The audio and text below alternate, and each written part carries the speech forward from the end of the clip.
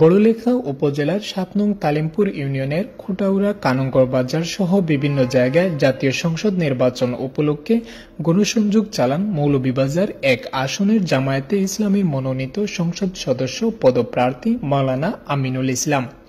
তিনি বিভিন্ন পেশাজীবী ও খেটে খাওয়া মানুষের দ্বারগোড়ায় গিয়ে ইসলামিক রাষ্ট্র গঠনের দাওয়াতটুকু পৌঁছে দেন।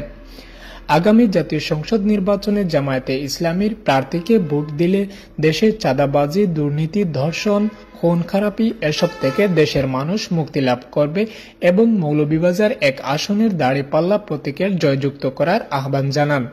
দিকে গার্ডওয়াল দেয়, গার্ডওয়ালের পিছনে গিয়া বড় একটা গর্ত করে এবং কদিন বাদে ও গর্ত গিয়া ফুড়ি যায় গার্ডওয়াল ওখান। এগুলো হলো আজকে দুর্নীতির একটা বড় বড় তারার প্রজেক্ট।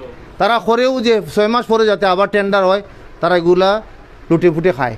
ইনশাল্লাহ দোয়া করবা, বাংলাদেশ জামাত ইসলামী আজকে এমন দল তৈরি করার সিদ্ধান্ত নিয়েছে যে আমাদের একজন কর্মীও এই জাতীয় কোনো আজকে কোনো অজুহাত খুঁজত অথবা কোনো দান্দা করিয়া মানুষের দুর্ভোগ দ্বারা বাড়াইয়া কোনো ধরনের দুর্নীতি করবো, এটা বাংলাদেশ জামাত ইসলামী সহ্য করে না।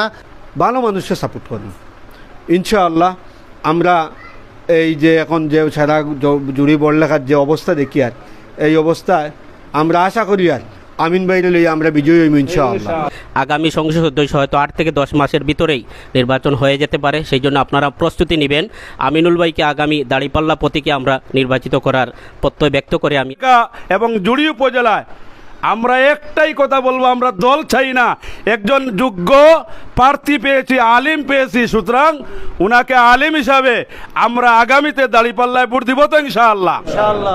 তালিমপুর ইউনিয়নের নিম্ন অঞ্চলের মানুষের দুর্ভোগের কথা জানলেও তিনি প্রতিশ্রুতিবদ্ধ হন জাতীয় সংসদে যেতে পারলে রাস্তাঘাট ও হাওরের খনন কাজ সহ বিভিন্ন সমস্যার সমাধান করে দিবেন।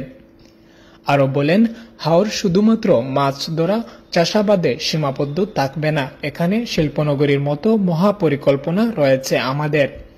বৃহত্তর হাকালুকে নিয়ে আমরা অনেক চিন্তা আছে, এটা আমরা এক সময় একটা ফিশারি কলেজ করিয়া কীভাবে এইটারে আরও উন্নয়ন করা যায়।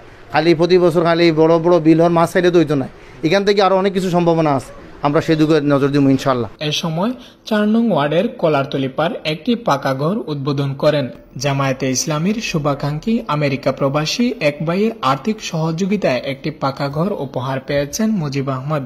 সার্বিক তত্ত্বাবধানে ছিলেন উপজেলা নায়েবে আমির আব্দুল্লাহ আল মাহফুজ, সুমন ও ফয়সাল আহমদ। জামাতে ইসলামের পক্ষ থেকে আমি যে গড়টা মারে দোয়া হয়েছি, আমি পাইয়া অত্যন্ত খুশি হয়েছি। আর দোয়া করি আর ওখান আল্লাহ তালার কাছে তেন কামিয়াবি নসিব হরক আর দিন দুনিয়া বেলাই নসিব হরক।